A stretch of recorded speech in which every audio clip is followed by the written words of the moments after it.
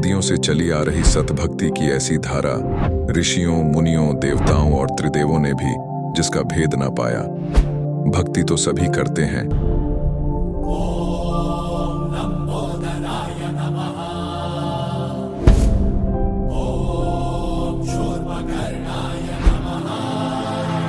और हरदम यह सोच रहती है कि रहने के लिए आलीशान घर हो, घूमने के लिए बड़े बड़े पार्क हो, खाने पीने के लिए स्वादिष्ट भोजन हो, हम कभी बीमार ना हो, कभी दुखी ना हो और कभी भी ना मरे।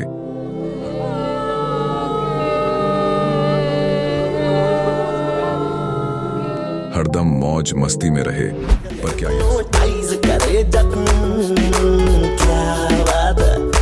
पर क्या यह संभव है? हम सब इतनी भक्ति करते हैं, व्रत करते हैं, श्राद्ध निकालते हैं, कावड़ लेकर आते हैं, बोले बोले, बोले, अरे बोले बोले, बोले। मंदिरों में जाकर मूर्ति पूजा करते हैं,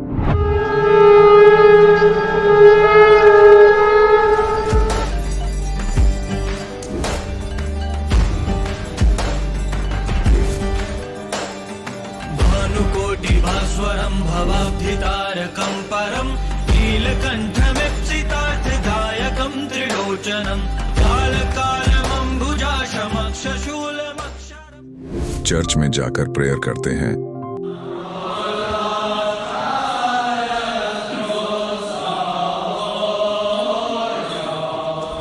मस्जिद में जाकर नमाज अदा करते हैं,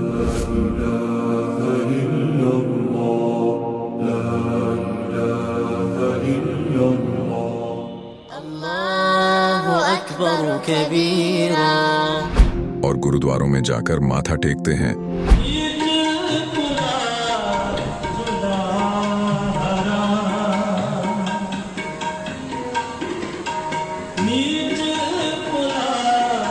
फिर भी दुखी क्यों है? लेकिन क्या आप जानते हैं वो कौन सी भक्ति है? वो भक्ति जिसने मीरा को जहर से बचा लिया, ध्रुव और प्रहलाद की रक्षा की, अंधे को आंखें और बहरे को कान दिए, कोढ़ी को काया दी, दुखियों को सुखी जीवन दिया, मरने वाले को जीवन दान दिया और लाइलाज बीमारियों को दूर किया। जब संत रामपाल जी महाराज जी से दीक्षा ले ली थी, उसके बाद जब उनका कुछ विद इन मंथ कैंसर में राहत मिली। जैसे हम लोग परमात्मा का आदेश आया, हम लोग हॉस्पिटल गए और ऑपरेशन कराया। भगत जी 1 रुपया का भी दवाई माता जी को खाना नहीं पड़ा, और जो डॉक्टर कैंसर है बताते थे, वही डॉक्टर के मुख से हमने ये सुना भगत जी कि ये चमत्कार कैसे हो गया। तो हॉस्पिटल में दिखाया तो कैंसर घोषित कर दिया डॉक्टर ने यहाँ। तो फिर इसके इलाज के लिए घूमे, इलाज भी नहीं हुआ, तो फिर घर पे थक के बैठ गए। कैंसर के लिए जिंदल हॉस्पिटल में रहा, उसके बाद सपड़ा हॉस्पिटल में रहा, उसके बाद जयपुर को दिखाया, उसमें कोई इलाज नहीं हुआ।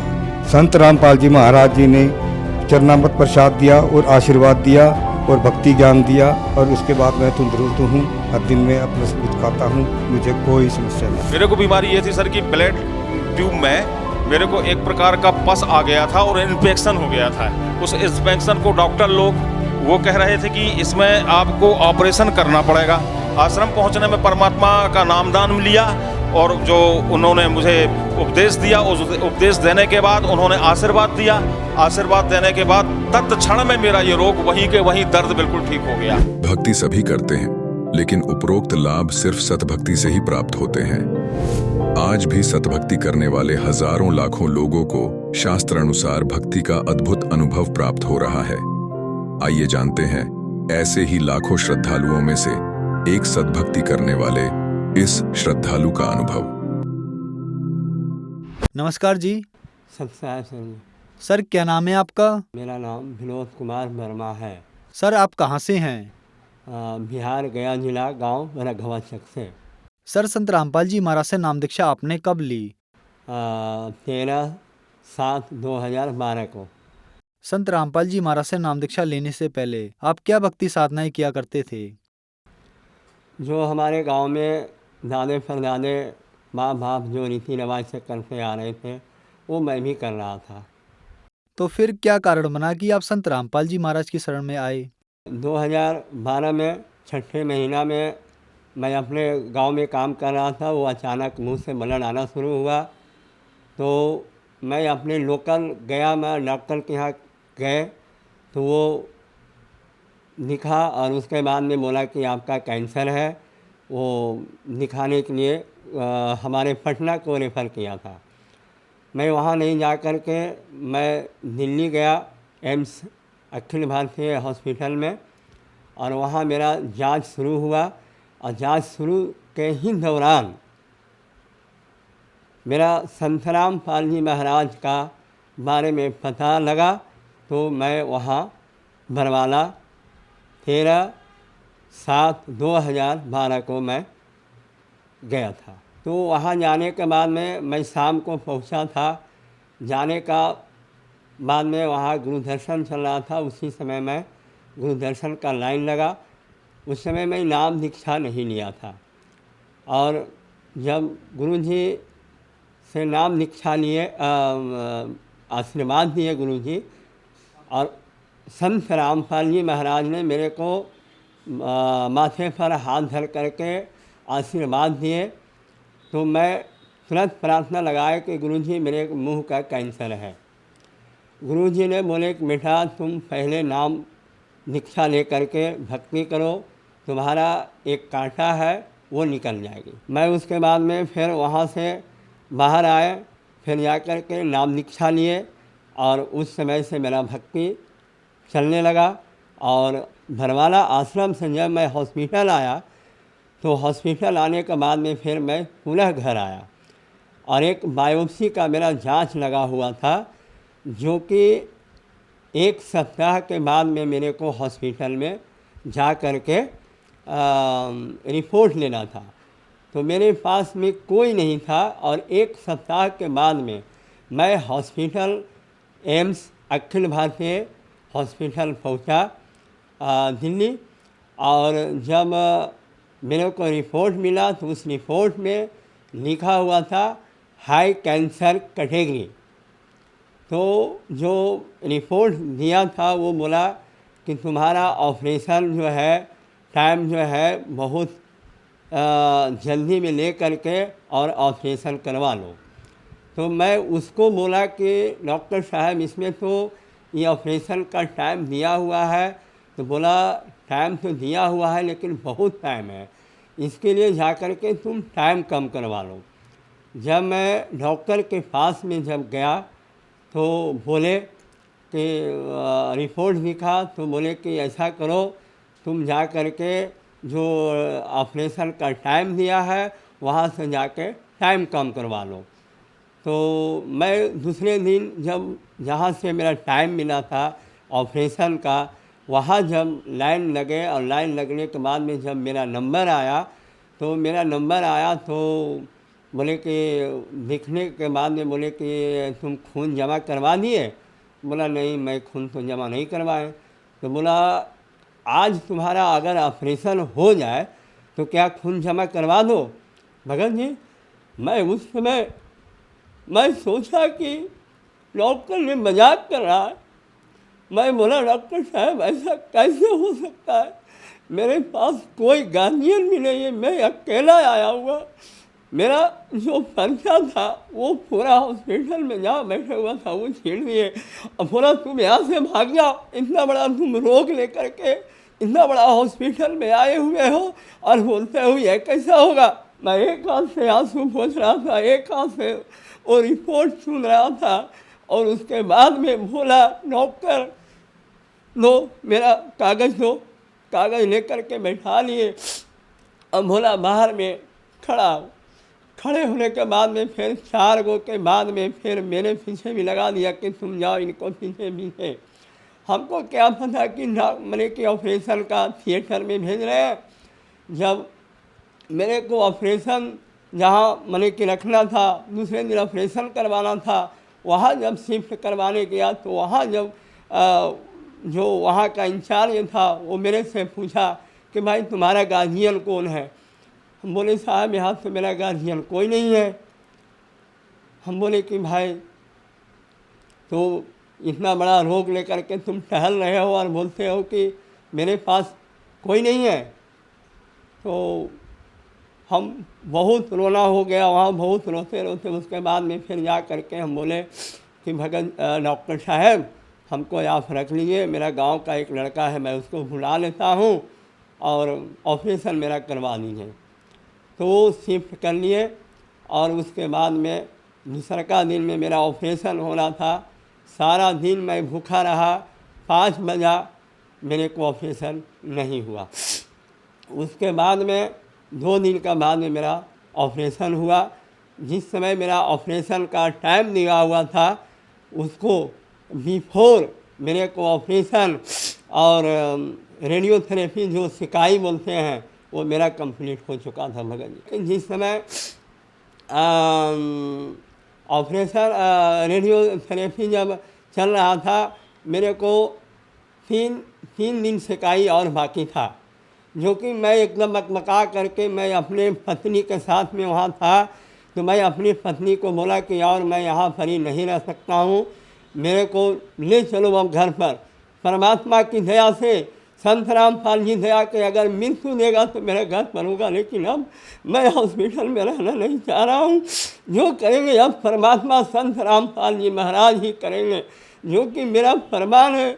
मैं रिपोर्ट तो लाया नहीं, लेकिन फरमान है कि 3 को सेकाई अभी भी बाकी था, जो कि मैं वहाँ से चले आए और आज आप लोग का सामने खड़ा हूँ। कैंसर है मेरा शरीर और सब तरह से ठीक है मेरा शरीर। संत रामपाल जी महाराज की दया से एक और मैं लाभ बता रहा हूँ। ये तो मैं बता रहा हूँ भगत जी कि मेरे गुरु जी संत रामपाल जी महाराज तो पहले ही बता दिए थे। जिस समय नाम दीक्षा लेने गए थे उसी समय बताए थे कि बेटा तुम मतलब कि एक कांटा है निकल जाएगा, नाम दीक्षा लेकर के भक्ति करते रहो। और मैं संत रामपाल जी का महिमा है कि आज हम उनकी दया से और उनकी भक्ति से मैं आज ठीक। मेरा कैंसर भी ठीक हुआ। देखिए ये मेरा ये जो है ये कैंसर है, ये गड्ढा है मेरा तालू में, अभी भी उंगली घुसने भर वो छेदा है। अगर दिखाना है तो और मैं वहाँ से मैं कि और जो है कैंसर का रोग ठीक हुआ संत रामपाल जी महाराज की दया से। और मैं एक गरीब व्यक्ति, एक मजदूर व्यक्ति था, और जो आज परमात्मा की दया से इतनी बड़ी लाभ कि अच्छा बिजनेस, अच्छा शरीर, परिवार में कलह, वो सब सारी दूर हुए हैं। वो सब संत रामपाल जी महाराज की दया से सब ठीक हुए हैं। सर जी मैं नशा करता था, शराब पीता था, तम्बाकू खाता था, सिगरेट, भांग, गांजा मैं सब लेता था।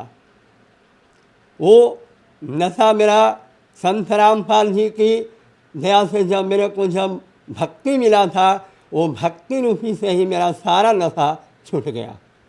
सर आपको कैंसर का रोग था और संत रामपाल जी महाराज की शरण में आने के बाद आपका कैंसर का रोग ठीक हो गया। तो जो श्रद्धालु आज आपको टीवी पर देख रहे हैं और वो भी किसी न किसी रोग से ग्रस्त हैं और संत रामपाल जी महाराज से नाम दीक्षा लेना चाहते हैं, तो वो संत रामपाल जी महाराज से नाम दीक्षा कैसे ले सकते हैं? बहुत सा चैनल है, उस पर गुरु जी का प्रोग्राम आते हैं, उस पर पिल्ला पट्टी चलते रहते हैं, उस पर नंबर लिखे हुए रहते हैं।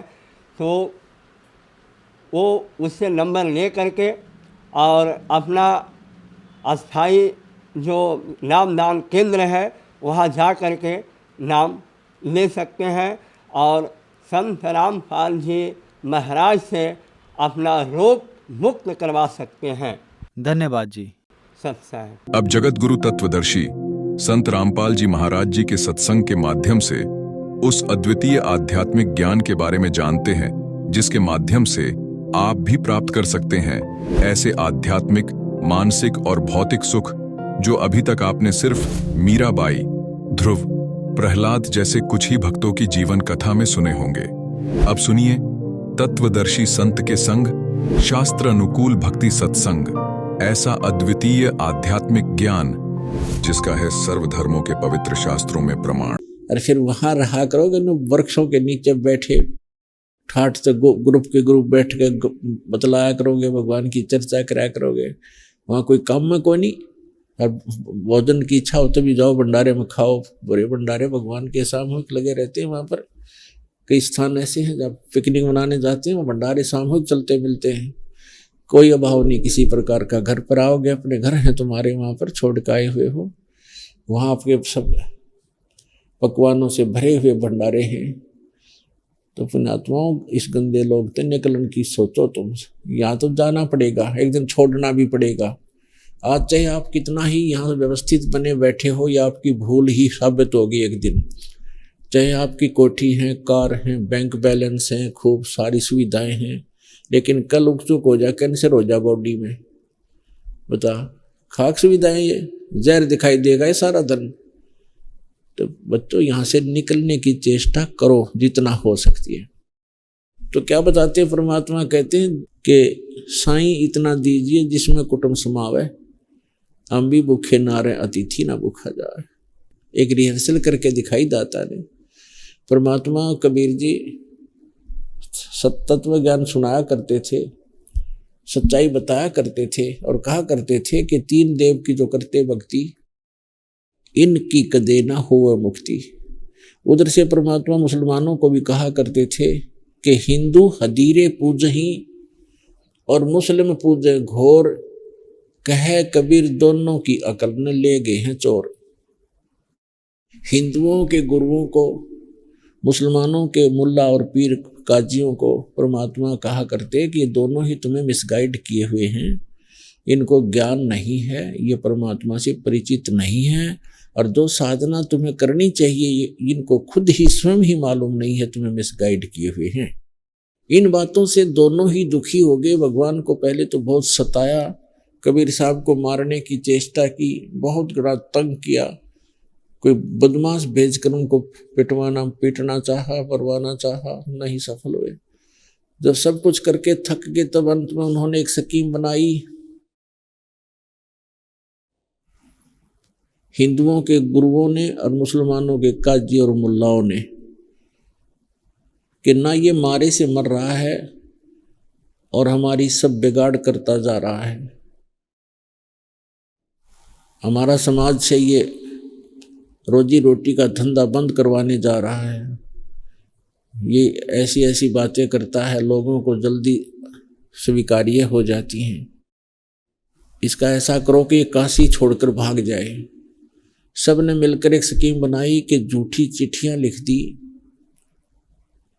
भारतवर्ष के सभी साधु संत फकीरों के डेरों में, और लिख दिया कि कबीर नाम का व्यक्ति जो काशी में रहता है 3 दिन का भंडारा करेगा, और सभी अपने शिष्यों समेत आना है, और प्रत्येक भंडारे में ये प्रत्येक भोजन के उपरांत एक असरफी देगा, एक दोहर देगा। असरफी सोने की, यानी 10 ग्राम सोना एक बार में देगा, और एक दोहर बहुत अच्छा सुंदर कंबल टाइप होती थी, पहले खद्दर की होती थी। दोहर सबसे अच्छा कंबल माना जाता था, सबसे अच्छा, तो दोहर देगा और सभी आना। अब इस लालच में सभी मंडलेश्वर अपने छोटे बड़े बीमार रोगी सब चेलों को ले आए।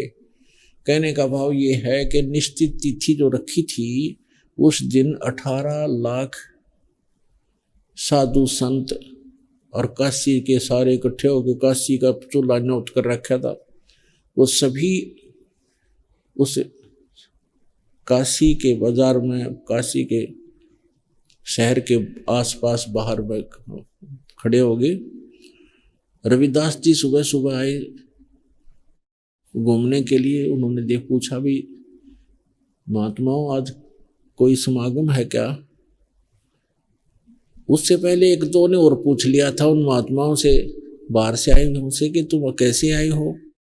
तो वो कहने लगे, अरे काशी वालों, तुम कौन सी दुनिया में रहते हो, हमसे पूछ रहे हो, तुम्हें मालूम नहीं कि कबीर नाम का कोई व्यक्ति है, कबीर दुलाहा, और वो भंडारा करेगा, इसलिए आए हम।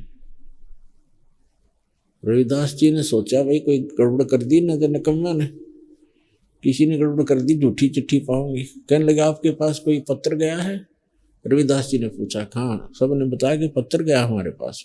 ये देखो पत्र है हमारे पास, 3 दिन का भंडारा है और प्रत्येक भंडारे में, प्रत्येक भोजन में एक असरफी मिलेगी और एक दोहर मिलेगी। रविदास जी तो समझ गया, उनकी चाल थी, चाल है लोगों ने, ये तो सफल हो गया आज अपनी चाल में। रविदास जी पहुंचे कबीर साहब की झोंपड़ी पर और जाके सारा वृत्तांत बताया। तो कबीर साहब ने कहा कि बैठ जा भक्त, आ जा, कुंडी लगा ले, भीतर बैठ जा। और वही ये तो जीने नहीं दे, मेरे को तंग करेंगे ही करेंगे, क्योंकि इन तो दुनिया को गुमराह करना है और मेरा उद्देश्य इनसे बचाना है। और ये ज़्यादा है, मैं अकेला हूँ और आज का दिन काट लूँ।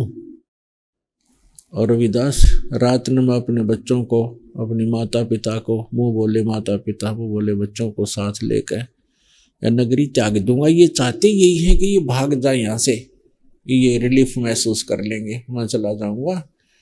अब ये तो ऐसे दुखी रखेंगे ही रखेंगे, बैठ जा तू, बैठ जा। अंदर बैठा लिया, अंदर से दरवाजा बंद कर लिया। उधर से परमात्मा गए सतलोक के अंदर। कबीर साहब एक रूप में वहाँ बैठे हैं, भजन करते दिखाई दे रहे।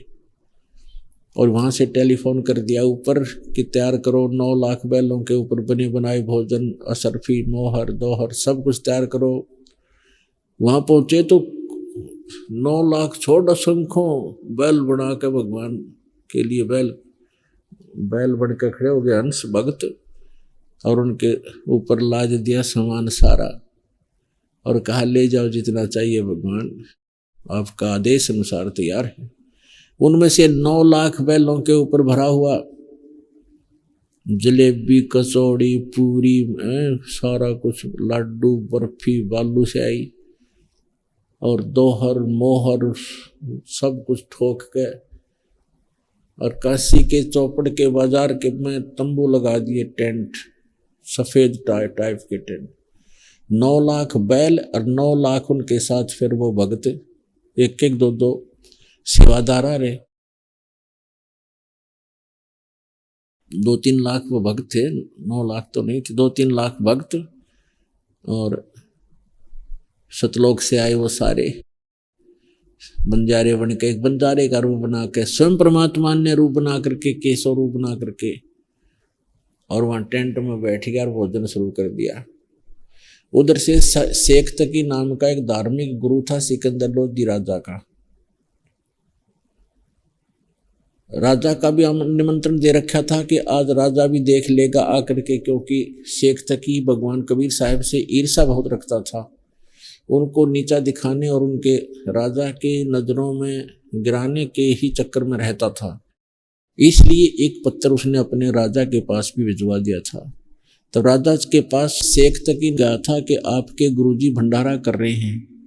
सिकंदर लोधी कबीर साहब से बहुत प्रभावित था, उनको एक असाध्य रोग था जलन का, परमेश्वर कबीर जी ने वो स्वस्थ कर दिया था। और भी बहुत से चमत्कार देख करके कबीर परमेश्वर के लीला से प्रभावित होकर के सिकंदर लोधी परमात्मा कबीर जी में बहुत आस्था रखता था।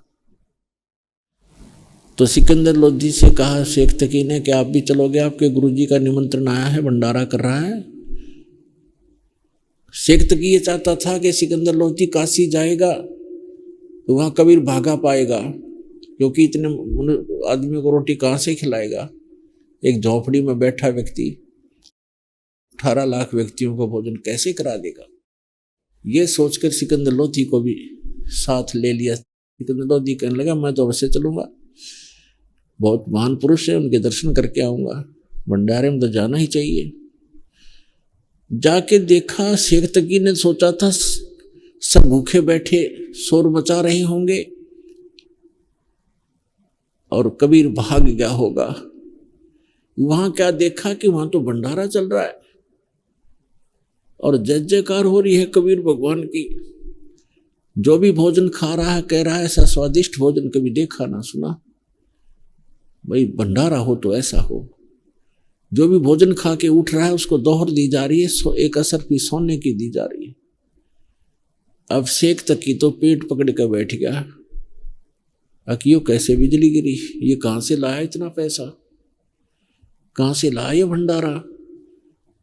तो सिकंदर लोधी पहुंचे जहां परमात्मा दूसरे रूप में बैठे थे, केशव रूप में, बंजारा रूप में। उससे पूछा कि आप कौन हैं? सिकंदर लोधी राजा ने पूछा, आप कौन हैं? कबीर जी से आपका क्या नाता है, क्या रिलेशन है?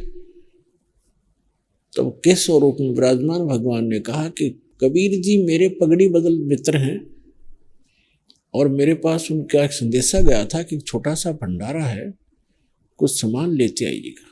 तो उसका दास हाजिर हो गया। अब शेख तक की गई पाए के तरह की धरती निकल गई कि ये इसने छोटा सा भंडारा कहे 18 लाख आदमी खान लाग रहे, लाडू जलेबी कचौड़ी और पकौड़ी जो मांगे खाद्य पदार्थ हाजिर हो रहा है और असरफी दे रहा है, दौड़ दे रहा है, इसको छोटा सा भंडारा कह रहे। सिकंदर लोधी ने पूछा कि भगवान कहाँ हैं? कबीर साहब आए नहीं। तो केशव रूप में विराजमान भगवान ने कहा कि उसका दास तो बैठा है, मौज है उनकी, आएंगे जब आ जाएंगे। तो सिकंदर लोधी ने सोचा कि दर्शन करूं, पहले दर्शन करके आऊं। झोंपड़ी पर पहुंच गए, हाथी पर बैठकर, साथ में अंग रक्षक हैं। जाके दरवाजा खटखटाया, रविदास उधर बैठे, भगवान एक रूप में वहां भी बैठे झोंपड़ी में। रविदास जी ने कहा भगवान ये तो यहाँ भी आगे दिखा है। दरवाजा खटखटा दिया है। परमात्मा बोले लगता तो है पर दरवाजा नहीं खोलना, हाथ जोड़ लेंगे और कहेंगे कल हम निकल जाएंगे, तुम यही चाहते हो, छोड़ देंगे इस नगर को। दरवाजा खटखटाया लेकिन परमात्मा बोले नहीं। तब सिकंदर लोधी ने कहा कि परवरदिगार दरवाजा खोलो, सिकंदर लोधी आपका दास दिल्ली से आपके दर्शनार्थ आया है। तब अंदर से कहा भगवान कबीर साहब ने कहा कि हे राजन, मैं दरवाजा नहीं खोलूंगा, मेरे साथ बहुत बुरा कर रखा है इन लोगों ने। मेरे पास अपने परिवार के पोषण के लिए शाम का अन्न भी नहीं है। 18 लाख व्यक्ति बाहर आए हुए बताते हैं और झूठी चिट्ठी लिख रखी है, लिखी हुई है कि भंडारा करेगा कबीर, दोहर देगा, मोहर देगा। भगवान मैं इन्होंने तंग कर लिया हूँ, आज का दिन काटूंगा और रात को अपने सबको लेकर भाग जाऊंगा यहाँ से। तब सिकंदर लोधी ने कहा परवरदिगार ये दास आपको पहचान चुका है, आप किसी और को बहका सकते हो, इस दास को नहीं। हे भगवान आपने कैसा रंग लगा रखा है, एक बार जाकर देखो दाता, आपके दर्शन के लिए अभिलाषी थे लोग और कह रहे कौन है वो ऐसा महापुरुष जिसने इतना सुंदर भंडारा किया है, दर्शन तो दे एक बार। हे परमात्मा एक बार चलिए आप, दरवाजा खोलो दाता, अपने दास पर दया करो। तब कबीर साहब ने कहा खोल दे रविदास, तो बात सारी ठीक होगी। सिकंदर लोधी ने दंडवत प्रणाम किया चरणों में मुकुट समेत और कबीर साहब से प्रार्थना विनय की। तो परमात्मा ने स्वीकार की उनकी प्रार्थना और चल पड़े। जो ही कबीर साहब कुटिया से बाहर निकले, आसमान से फूलों की वर्षा होने लगी भगवान के ऊपर। और रविदास जी को और कबीर साहब को सिकंदर लोधी ने अपने ही हाथी की अंबारी में बैठा लिया ऊपर। रविदास जी चमर कर रहे थे भगवान कबीर साहब के ऊपर। तो सिकंदर लोधी ने कहा कि भक्त आप तो रोज ही सेवा करते हो, दास को सेवा का मौका दो।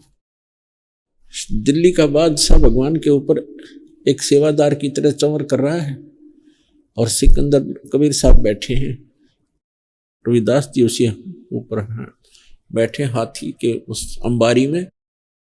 और हाथी पूरे मेले में प्रवेश कर जाता है। सब पूछ रहे हैं कबीर कौन है, कहने के वो सिकंदर लोधी राजा जिस पर चमर कर रहा है ये परमात्मा है, ये है वो कबीर जी। सारे मेले में घूमी का पुण्यात्मा फिर आगे वहां पर जहां परमात्मा दूसरे रूप में बैठे थे, केशव रूप में। और वहां जब परमात्मा कबीर जी हाथी से नीचे उतरकर टेंट में प्रवेश करने लगे तो अपने आप एक पलंग आया सतलोक से, सफेद, और सफेद उसके ऊपर वर्ष आसन बिछ गया। चारों तरफ हीरे पन्ने जड़े हुए उसकी जैसे गोटे पे में कोया करे ऐसे लग गए चारों तरफ, देखते ही देखते। और परमात्मा उस पर विराजमान हो गए। टेंट को चारों तरफ से खुलवा दिया और कम से कम कहते हैं 24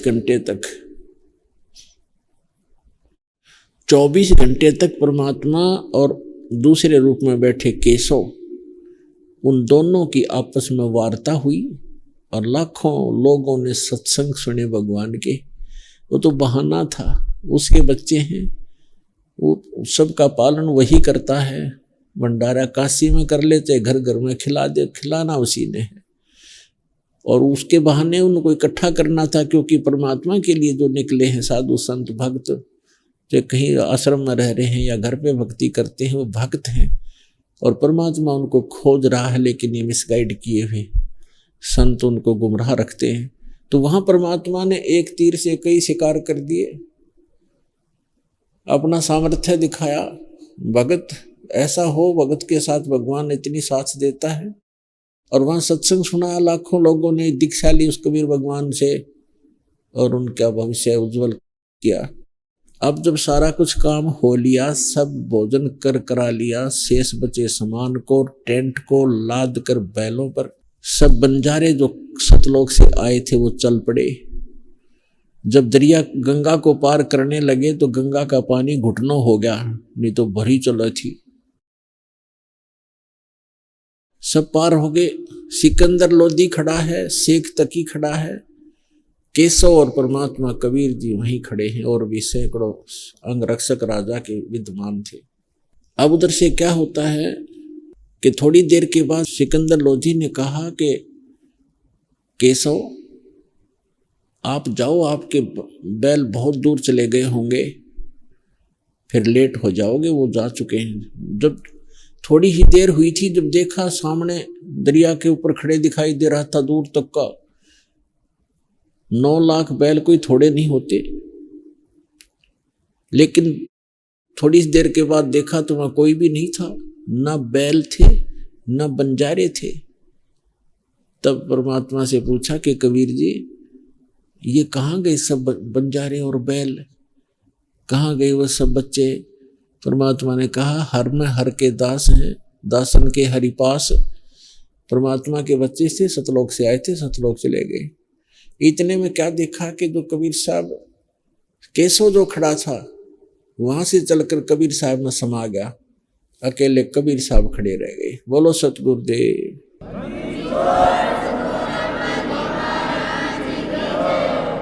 तो पुण्यात्मा यहाँ परमात्मा कहते हैं साईं इतना दीजिए जिसमें कुटुंब समावे, और हम भी भूखे ना रहे अतिथि ना भूखा जाए। तो परमात्मा कहते हैं कि ऐसे आप मेरे पर विश्वास करो, मैं बता रहा हूँ ऐसे भक्ति करो, और कभी कोई ऐसी आपत्ति आपके ऊपर किसी प्रकार की भी आएगी तो ऐसे मदद करूंगा जैसे अपने विषय बता रहा है कि जैसे मेरी मदद हुई है, यानी करने वाले तो खुद ही थे, तो आपको भी मैं इतना साथ दूंगा। तो यहाँ वो सिकंदर शेख तकी क्या कहता है कि ऐसे ऐसे भंडारे हम 100 कर दें, राजा के घर में कोई कमी है क्या? इसने क्या किया है? राजा का पंप लगावे। तो यहाँ परमात्मा कहते हैं कि कोई कहे जग जोनार करी है, कोई कहे महोछा, और बड़े बड़ाई करा करे गाली का डोछा। एक तो महोछा होता है, जैसे किसी का माता पिता मृत्यु हो जाए, उसको फिर ये पंडित गुरु लोग बताया करते हैं इतने कपड़े ला, इतना फलाना कर, इतना फलाना कर, वहां जाकर ऐसे ब्राह्मण जमा दे। कहते हैं उनके लिए वो मजबूरी में फॉर्मेलिटी सी करता है कि ये करनी पड़ेंगी, इतने कपड़े खराब शराब से 500 लाने पड़ेंगे, उसको तो कहते हैं महोछा। और एक होती जगजोनार, जो खुशी में, जैसे किसी का लड़का हो जाता था तो वो अपनी मर्द खुशी तो खुले हाथ से पैसा लगाता था, तो उसको जौनार बोलते थे। तो यहाँ गरीबदास जी कह रहे हैं कि उस भंडारे में जो अच्छी आत्मा थी वो तो यूं कह रहे थे कि ऐसा भंडारा कभी देखा ना सुना, जो वस्तु मांग रहे हाजिर हो जाती है, 5 मिनट के अंदर सब चीज उपलब्ध हो रही है। ओहो ऐसा भंडारा, ये तो जौनार की है, जौनार। और शेख तकी कहे इसने क्या किया? तो महोछा किया, महोछा। तो यहाँ कहते हैं परमात्मा कि कोई कहे जग जौनार की है और कोई कहे महोछा, बड़े बड़ाई करा करे और गाली का डोछा। तो शेख तकी तो ओछा आदमी था, उसने तो बकवाद ही करनी थी। और बड़े बड़े होते हैं, विशाल हृदय वाले जो व्यक्ति होते हैं वही बड़ाई कर सकते हैं दूसरे की बड़ाई करना अच्छे व्यक्ति के बस की बात नहीं। तो पुण्यात्माओं, आपका सौभाग्य है, ऐसे भगवान में आपका संयोग हो गया है। विश्वास रखना, इसकी एक एक बात को आधार बना कर रखना, और जब भी कोई दिक्कत आओगी दाता खड़ा पाओगा आपको, और कोई आपत्ति आप आने नहीं देगा, सदा साथ रहेगा। भक्ति करो, मोक्ष कराओ। बोलो सतगुरुदेव की जय हो।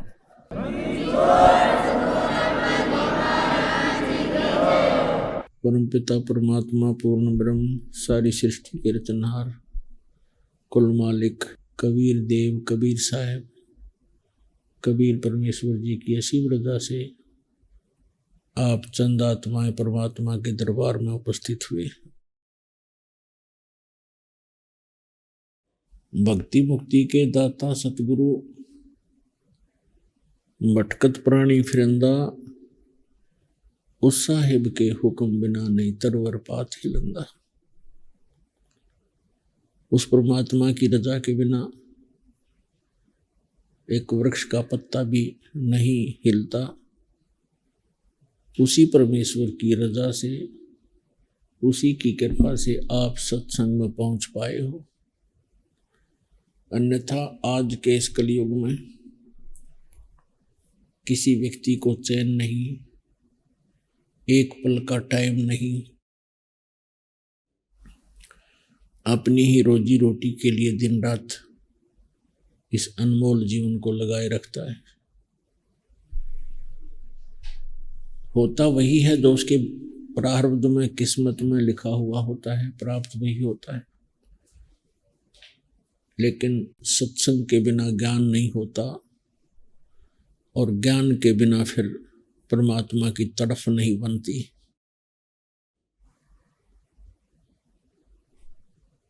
सत्संग के अंदर बहुत ही पुण्यकर्मी प्राणी उपस्थित होते हैं। आप उन पुण्य प्राणियों में से हैं,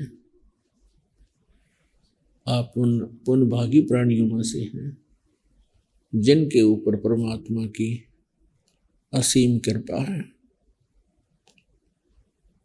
आपको वो स्थान मिला, आपको वो ज्ञान मिला, आपको वो भगवान मिला जिसके लिए हम अभी तक तड़फ रहे थे।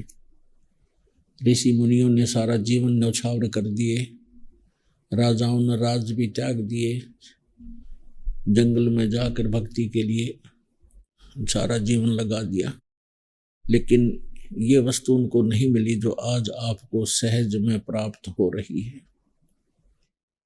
धन्य है आप, और धन्य है आपके माता पिता जिनसे आपका जन्म हुआ, क्योंकि अच्छी आत्माओं का जन्म अच्छे ही माता पिता से होता है। तो पुण्यात्माओं, सौ शुक्र मनाया करो परम पिता परमेश्वर कबीर जी का कि हे दाता, आपने कैसे दया करी, हम अज्ञानियों को ज्ञान दिया, पापियों का पाप नाश करने का विधि बताई, तरीका बताया।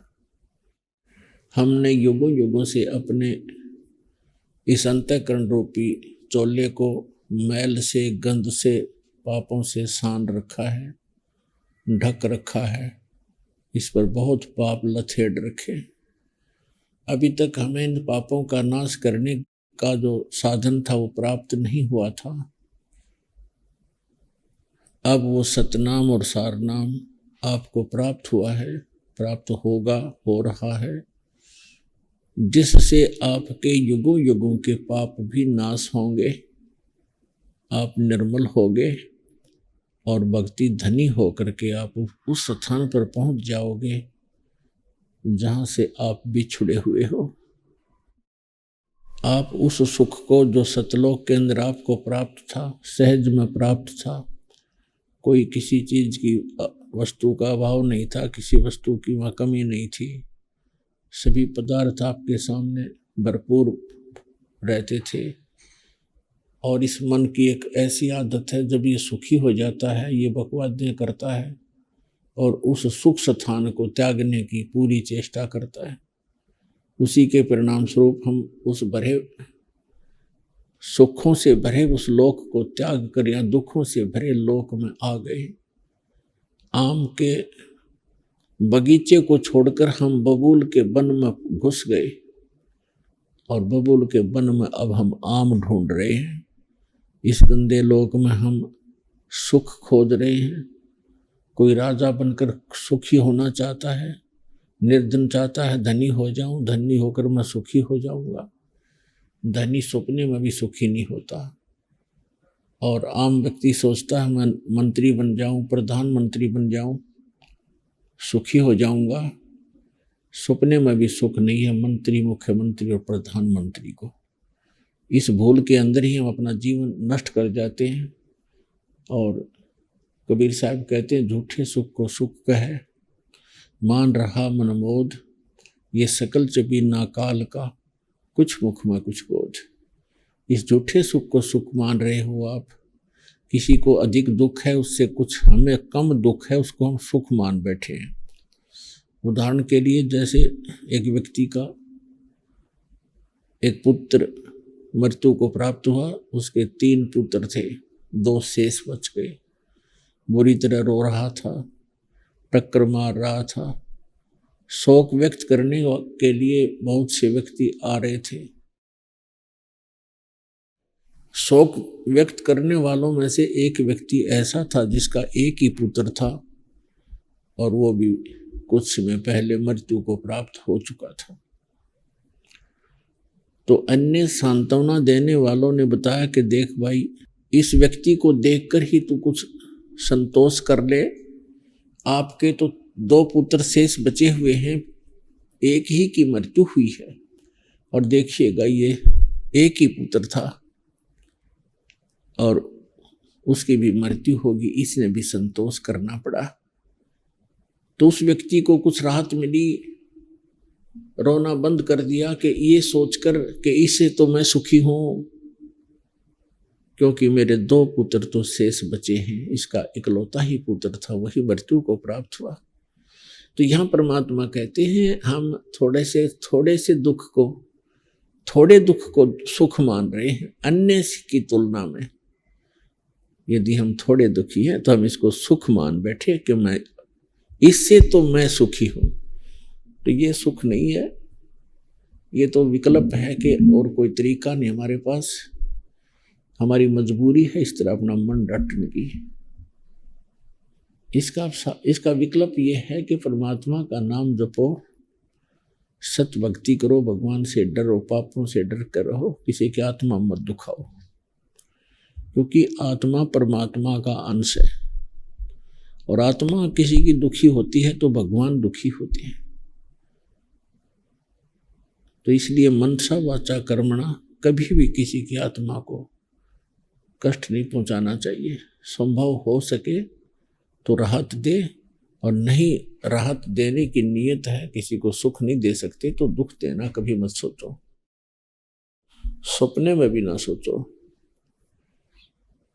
इसलिए सत्संग में आकर के आपको ज्ञान दिया जाता है, समाधान बताया जाता है, भगवान बताया जाता है, उस सच्चा नाम बताया जाता है, जिससे आपका मोक्ष होगा। पुण्यात्माओं, जिस लोक में आप रह रहे हो, यो लोक काल भगवान का लोक है। अभी तक आपको ज्ञान था ही नहीं। भगवान की भक्ति की तरफ में कोई पूजा कर रहा था, कोई कर रहा था। जहां हम जाते थे वहां लाखों का समूह होता था। हनुमान जी के गए, बालाजी गए, वहां पर भी ऐसे ही, वैष्णो देवी पर गए, वहां पर भी सब ऐसे ही लाखों की संख्या में। अन्य किसी भी तीर्थ धाम पर जाते हैं, कई हजारों की संख्या में श्रद्धालु वहाँ श्रद्धा से गए हुए होते। तो हम सभी ये सोच लेते हैं कि जो इतने व्यक्ति यहाँ आ रहे हैं तो ये साधना बिल्कुल सही ही है, इसलिए हमें कोई ऑब्जेक्शन बना नहीं। तो अब पता चला इस परमात्मा के दिए हुए ज्ञान से, उस तत्व ज्ञान से जो गॉड गिवन है, वो यथार्थ ज्ञान है। वो चाहे हमें अपने पुराने ज्ञान के विपरीत लगे, लेकिन वो सत्य है। हमने असत्य ग्रहण किया हुआ है, इसलिए सत्य भी कुछ दिनों के लिए हमें सुहाता नहीं, अच्छा नहीं लगता। इसका तरीका यही है कि बार बार उस सत्य को सुने। असत्य ज्ञान हमने बहुत सुन लिया, इसलिए हमारे हृदय में समा चुका है, कोई ऑब्जेक्शन रहा नहीं। तो इस तत्व ज्ञान को भी, सत्य ज्ञान को भी बार बार सुनेंगे तो पुराना जो रंग है वो समाप्त हो जाएगा, नया रंग चढ़ जाएगा।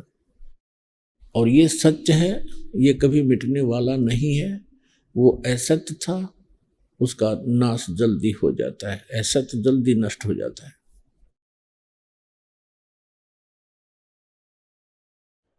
हम जिस लोक में रह रहे हैं, ये लोक बहुत खराब है। और आपको अब पता चलेगा इस परमात्मा के तत्व ज्ञान की रोशनी से कि सचमुच ये लोक ठीक नहीं है। ये रहने के लायक तो है ही नहीं, लेकिन मजबूरी है, हमारी व्यवस्था है, हम इससे कहीं जा भी नहीं सकते। हम बांध ऐसे रखे, कर्मों के संस्कार जोड़ के ऐसे रस्से बना दिए जिनका बाहर से कोई दिखाई नहीं देते और अंदर से मजबूती से जकड़े हुए हैं। इनके आधार से ही हम चल रहे हैं।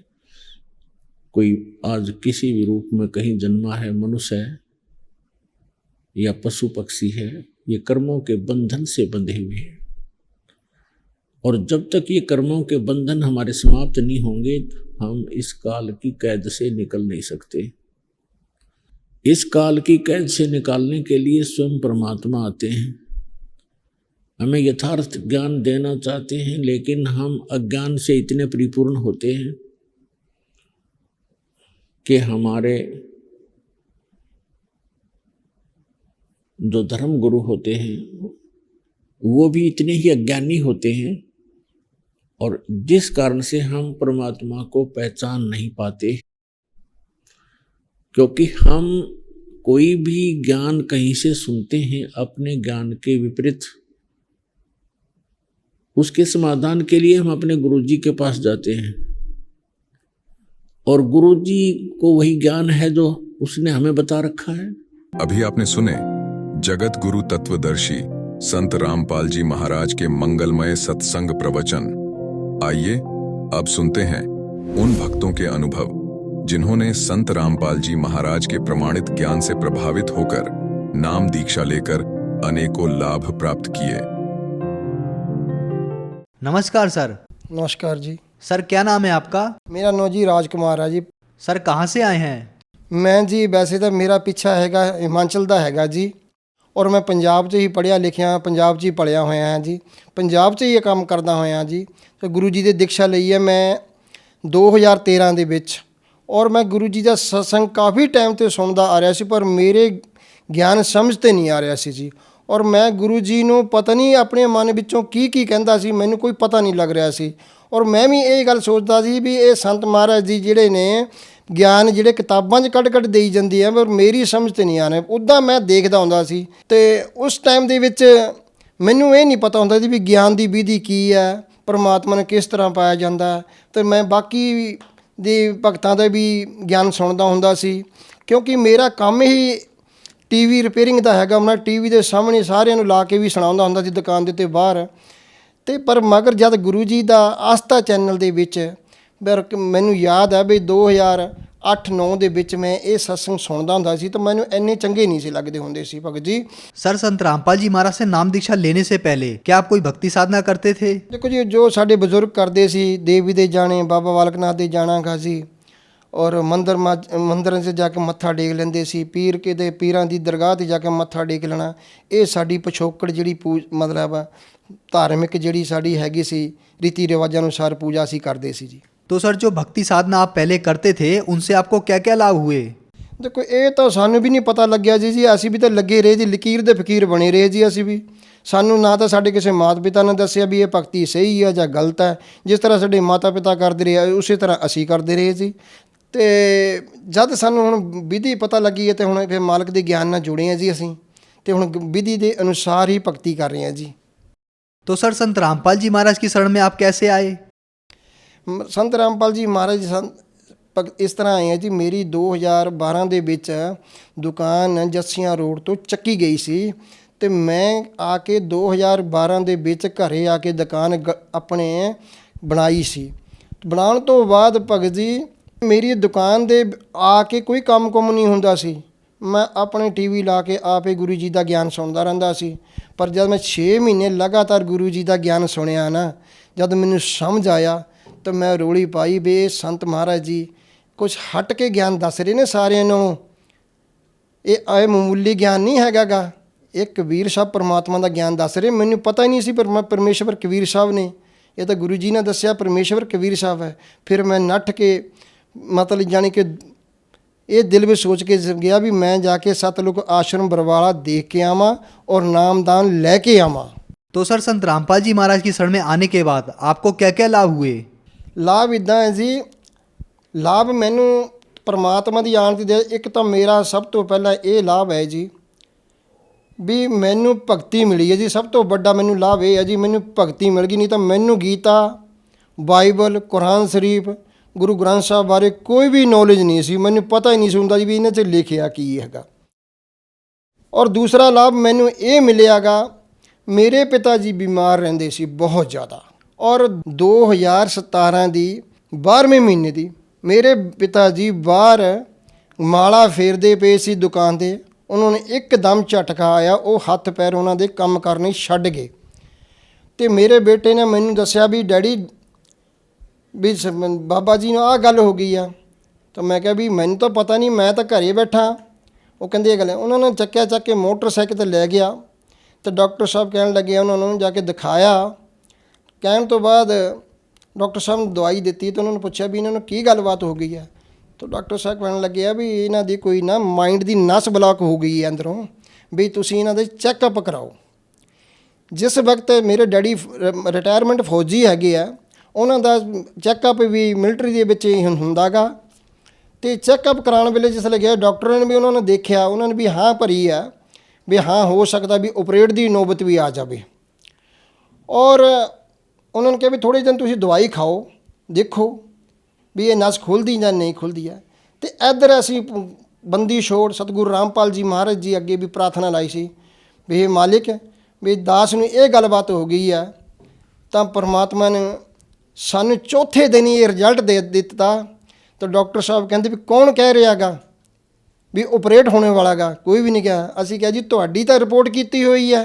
कहते नहीं कोई नहीं होने वाला ऑपरेट, तुसी दवाई लो तुसी ठीक है। कहते कोई ऑपरेट की नौबत नहीं है। आ हुण थोड़े अज कल की ही नौबत है। मेरी बेटी कल सुबह मतलब शामी 6 बजे मैं दुकान पर बिल्कुल सही काम छड्ड के गया, ਉਹਦੀ ਮੰਮੀ भी नाल दुकान पर बैठी सी। तो शाम ਨੂੰ जल 6:30 वजे होए ने एकदम ही अचानक ही ਉਹਦੇ हत्थ पैर मुड़ गए ने, कोई पता नहीं लग्या की गल। वो भी मेरे बेटे ने मैंने बाहर बैठे हुए दुकान दस्या भी डैडी घरे कुछ होया। मैं कहा जी मन तो पता नहीं है। जब मैं घरे आके देखा तो मेरी बेटी मंजे ते लम्मी पई है कि मुर्दा टाइप ते इन्नी उच्ची उच्ची खिच के साह लैवे भी मैनू खुद नूं यकीन नहीं हो रहा भी मेरी बेटी नूं की गलबात हो गई है। मैं तो आप हैरान परेशान भी मेरी बच्ची एकदम सही सलामत, कोई दुख तकलीफ नहीं नूं भी एकदम की गल हो गई है। मैनू कोई सूझिया नहीं। पर मैं मालिक अगे प्रार्थना की, हे बंदी छोड़ भी साडा हुण इस जग विच कोई भी है नहीं तेरे तो सिवाए, मेरा इस जग विच कोई भी है नहीं, ना रिश्तेदार ना भैन ना भरा। जे तेरे दास नूं अज लाज लग गई तो मैं तेरे गुणों दा गान कदे भी गुणगान नहीं कर सकता बाहर जाके, क्योंकि मैं एक तान तन के तेरे गुणों दी महिमा दे बखान करदा भी बंदी छोड़ मुर्दे नूं जिंदा कर देंदे जे अज तेरे भगत ना। पर मेरे छोटे बनोई साहब आए, उन्होंने डंडा बहुत प्रणाम कराया मेरी बेटी ने, जल पिलाया, सारे ने मंगलाचारण की, गुरु जी दे सिमरन किए, प्रार्थना लाई। प्रार्थना लाने तो बाद साडे बनोई साहब कहते भी चलो डॉक्टर को लैके चलते हैं। मैं क्या चलो जी ठीक है जी। उस वेले एंबूलेंस असी कपूर हॉस्पिटल तो सानू जवाब मिल गया सी भी इनू तुसी दयानंद ले जाओ।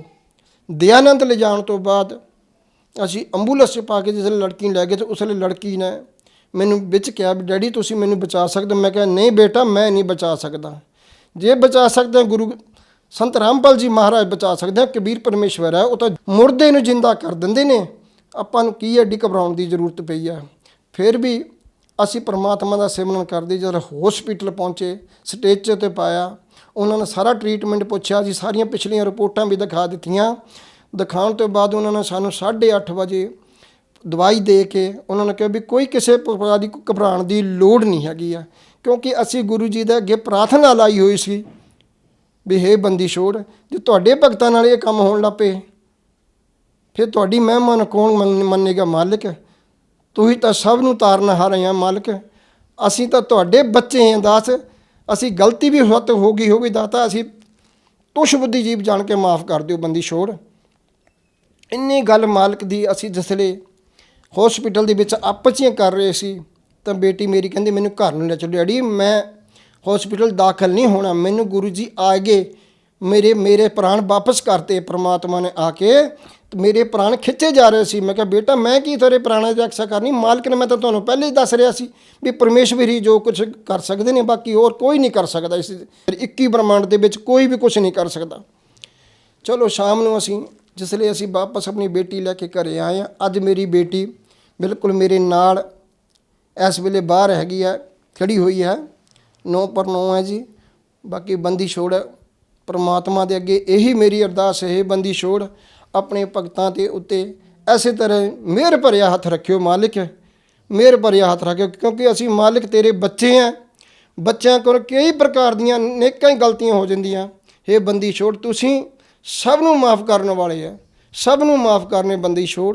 आपने बताया कि आपको संत रामपाल जी महाराज की शरण में आने के बाद बहुत लाभ प्राप्त हुए, आपकी बेटी को जीवन दान मिला, तो आप श्रद्धालुओं को क्या संदेश देना चाहेंगे?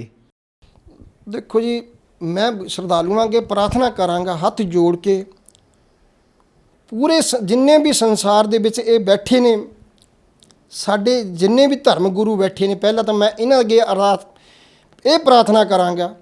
मैं नाम नहीं लवांगा किसी गुरु का भी, और मेरा संकेत समझ लियो उन्होंने गुरुओं वाल हो गया जेड़े अज शास्त्र विधि नूं त्याग के मन आचरण करा रहे ने अपने भगतां उत्ते।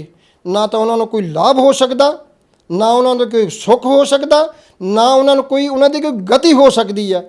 ये दास हिक तान के गल कह रहे, कोई मैं झूठ नहीं कह रहा जी दे अंदर प्रमाण है 23वां श्लोक, क्योंकि दास नूं परमात्मा ने इस वेले मनीटर बना छड्या क्लासां दा। मैं तो धर्म गुरुओं नूं भी यही गल कहना चाहुंदा भी सारे धर्म गुरु जिन्ने भी हैगे इस ब्रह्मंड दे विच रहिंदे आके संत रामपाल जी महाराज दी शरण ग्रहण करन और अपना भी कल्याण कराण ते अपने श्रद्धालुओं दे भी।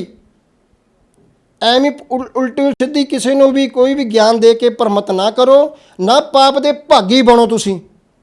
ਮੈਂ ਸਾਰਿਆਂ ਦੇ ਟੀਵੀ ਉੱਤੇ ਗਿਆਨ ਸੁਣਦਾਗਾ, ਕਿਉਂਕਿ ਮੈਂ ਹਰ ਟਾਈਮ 24 ਘੰਟੇ ਟੀਵੀ ਦੇ ਮੂਹਰੇ ਬੈਠਾ ਹੁੰਦਾਗਾ। ਮੈਂ ਕਈਆਂ ਦਾ ਸੁਣਦਾ ਬਾਬਿਆਂ ਦਾ ਗਿਆਨ। ਇਸ ਕਰਕੇ ਮੇਰੀ ਸਾਰੇ ਜਿੰਨੇ ਵੀ ਮੇਰੇ ਭੈਣ ਭਰਾ ਵੀਰ ਨੇ ਨਾ, ਸਾਰਿਆਂ ਨੂੰ ਮੇਰੀ ਹੱਥ ਜੋੜ ਕੇ ਪ੍ਰਾਰਥਨਾ ਹੈ, ਜਲਦੀ ਤੋਂ ਜਲਦੀ गुरुदेव सतगुरु संत रामपाल जी महाराज जी की शरण में आके नाम उपदेश लेवो ते अपने जीवन नू सुखी बनाओ। धन्यवाद सर। सत्सई।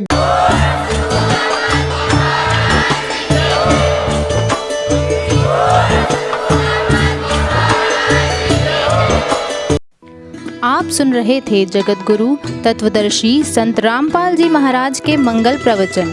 अधिक जानकारी के लिए संपर्क करें